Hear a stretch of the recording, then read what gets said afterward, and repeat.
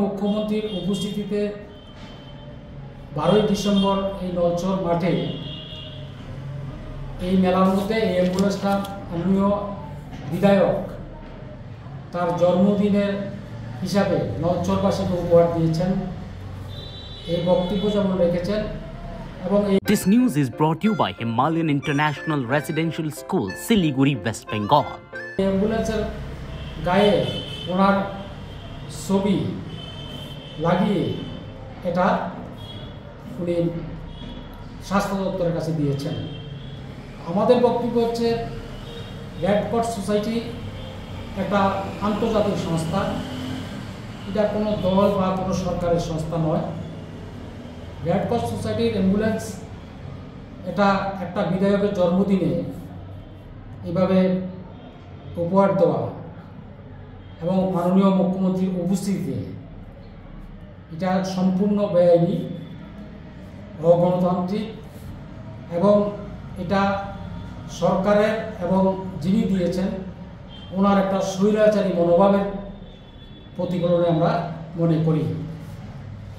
যে একজন মাননীয় মুখ্যমন্ত্রী উপস্থিত থাকাকালীন ওনার জন্মদিনের কথা বলে গাড়ি উপহার করেছেন, এটা তো বলা চলে একটা স্বৈরতান্ত্রিক প্রবণতা, একটা ফ্যাসিস্ট সুলভ প্রবণতা, যে সরকারি টাকাটাকে আমার ব্যক্তিগত দিয়ে করা। হ্যাঁ, পারতেন উনি ওনার জন্মদিন কোনো আশ্রমে করতে পারতেন, কোনো মন্দিরে করতে পারতেন ওনার টাকা দিয়ে। এটি অবশ্যই করে লক্ষ লক্ষ টাকা খরচ করে এইভাবে কর্মসূচি পালন করা এটা কোনো মতে কাম্য নয়। দুর্নীতি সেখানে সংগঠিত করা হচ্ছে। এটা উপরের স্তরে কারো হাত না থাকলে, কারো আশীর্বাদ না থাকলে আমরা মনে করি এই কাজ করা এত সহজ না।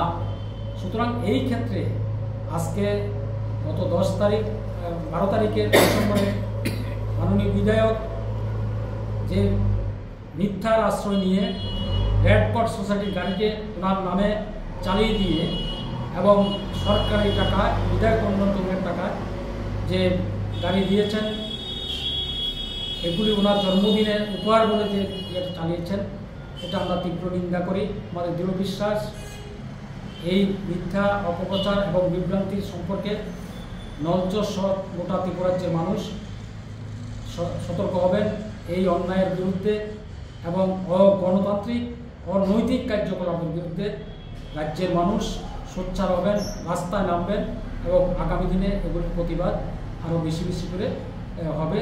টাকা খরচ করে মাননীয় বিধায়কের জন্মদিন সেখানে পালন করছেন, লক্ষ লক্ষ টাকা খরচ করে মানুষের দৃষ্টিটাকে ঘোরানোর জন্য সরকারি টাকা খরচ করে মাননীয় বিধায়কের জন্মদিন পালন করা এবং এই জাতীয় মেলার নামে মানুষকে আরেকটা বিভ্রান্তির শিকারের মধ্যে নিয়ে যাওয়া, এটা একটা গভীর ষড়যন্ত্র আমরা মনে করি। কারণ রাজ্য সরকার, এই সরকার তার নির্বাচনী যে প্রতিশ্রুতি এগুলি যেমন কার্যকরী করেনি, সরকারি টাকারও ব্যাপক নয়ছয়। গর্ব করে বলতে পারি, চ্যালেঞ্জ দিয়ে বলতে পারি, গত প্রায় 7 বছর পূর্ণ হতে যাচ্ছে 1 কিলোমিটার নতুন রাস্তা তারা করেনি। বরং বামফ্রন্টের আমলে যে সমস্ত রাস্তাঘাটগুলি নলচর ব্লক এলাকা বা বিধানসভা এলাকা ছিল, সেই রাস্তাগুলি 80% লোক চলাচল অনুপযুক্ত হয়ে পড়েছে।